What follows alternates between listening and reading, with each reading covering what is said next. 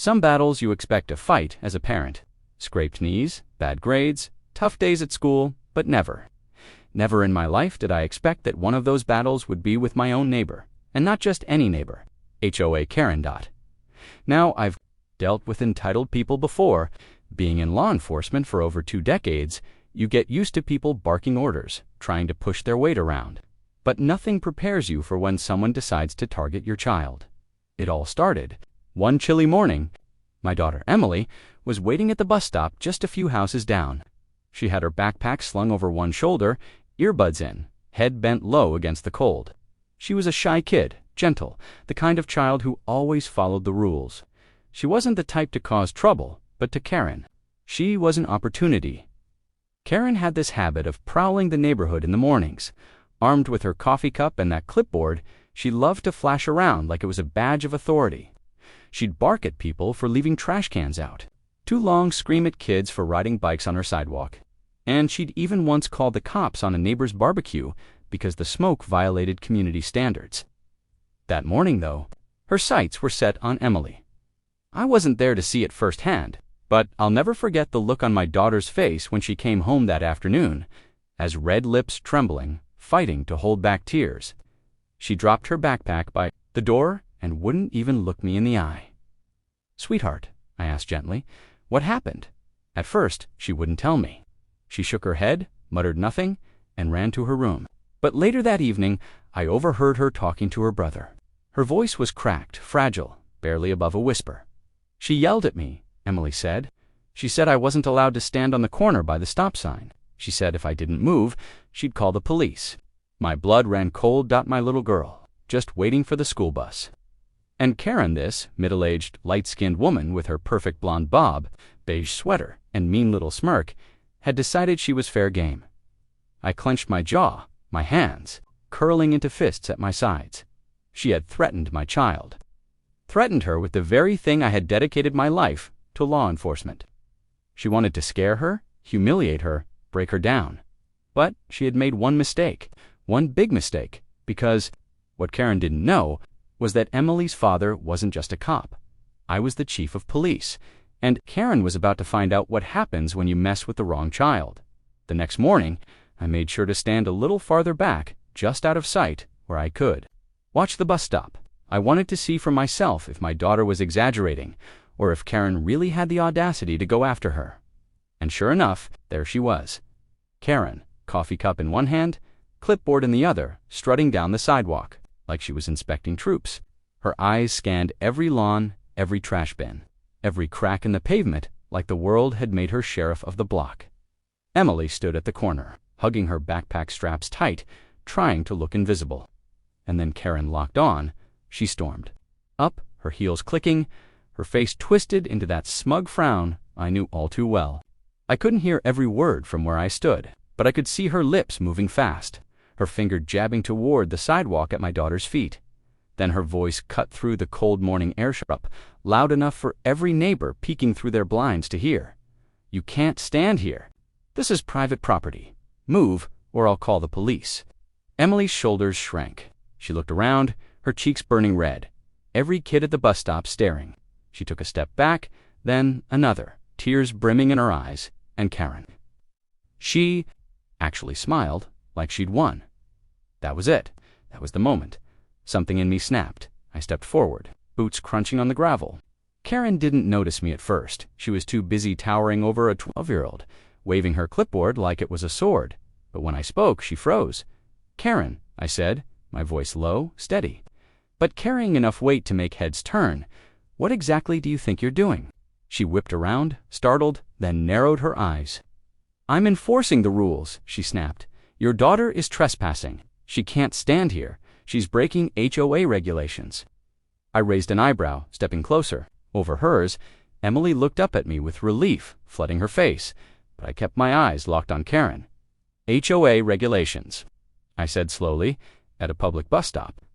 Karen folded her arms, her chin jutting out defiantly. "Rules are rules. If she doesn't move, I'll call the police myself." That's when I felt the laugh bubbling up in my chest, not out of humor, but out of disbelief. This woman, standing there threatening to call the police on my daughter, to me, I took one step closer, close enough for her to see the fire in my eyes. "Karen," I said, my voice cutting like steel.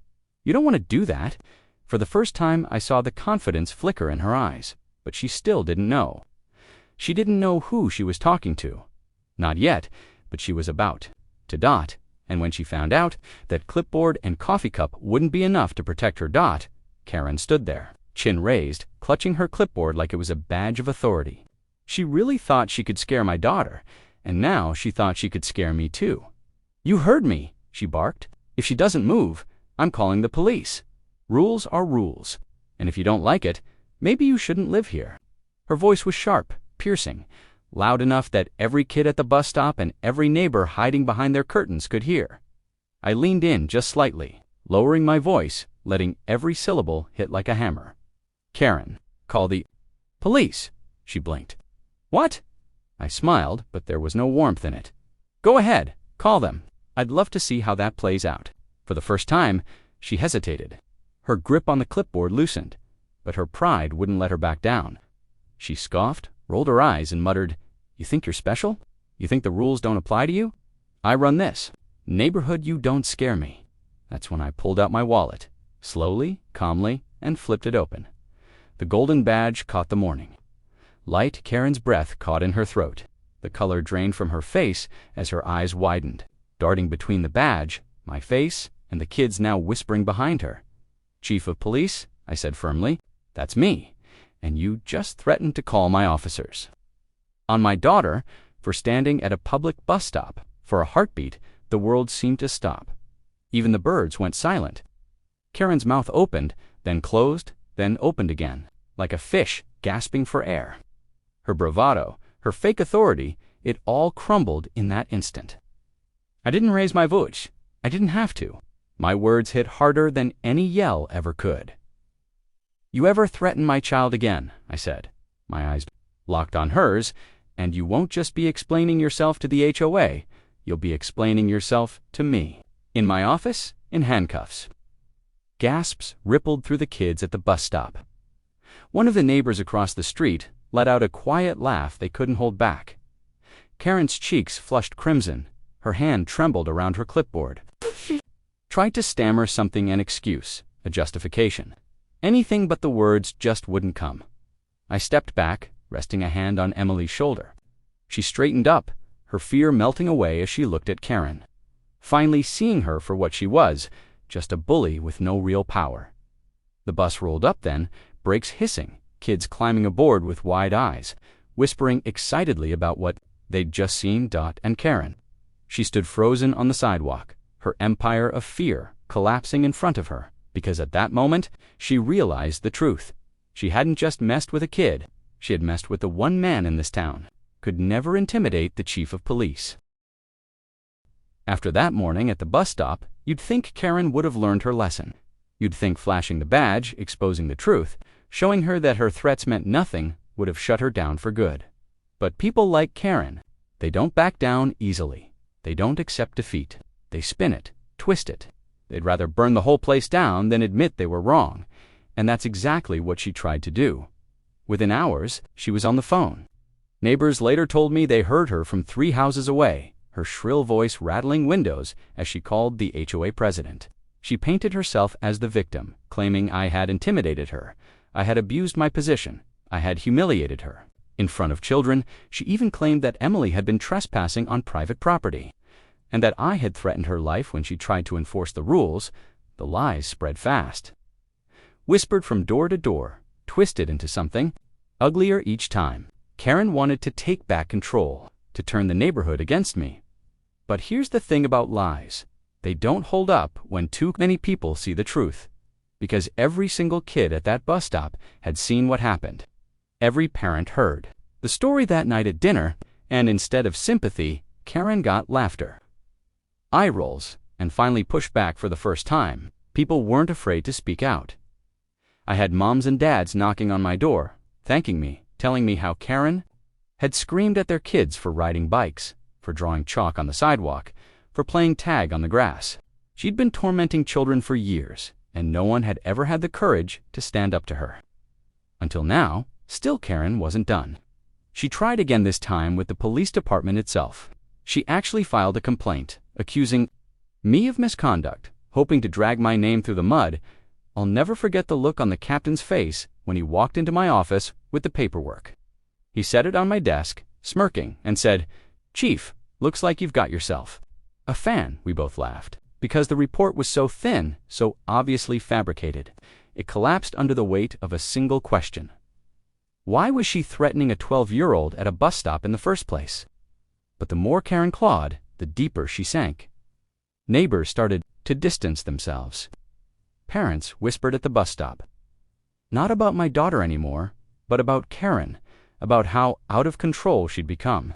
The power she'd once held over the neighborhood was slipping through her fingers like sand, and I knew it was only a matter of time before she broke completely, because Karen wasn't just embarrassed now, she was desperate, and desperate people, they make mistakes, big ones, mistakes that would finally, once and for all, destroy the throne she had built on fear.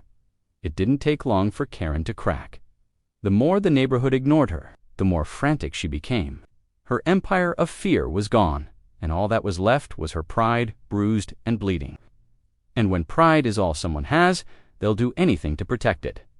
The breaking point came one morning, just a week after I revealed who I was. I was sipping coffee at the kitchen table when I heard the shouting. Not the usual nagging tone Karen used, but full-throated, unhinged screaming. I stepped outside, and what I saw made my stomach knot. Karen was at the bus stop again, but this time she wasn't. Waving her clipboard, she was in my daughter's face, red with fury, jabbing her finger toward Emily's chest. "You little brat, you think your dad makes you untouchable. You think you can stand here and mock me. I'll show you. I'll show all of you." My neighbors had gathered their kids, clinging to their sides, watching in disbelief. Whispers rippled through the crowd. Phones were out, recording. That's when I moved. I walked straight down the street, my boots heavy on the pavement. The kind of walk that silences a crowd before you even arrive.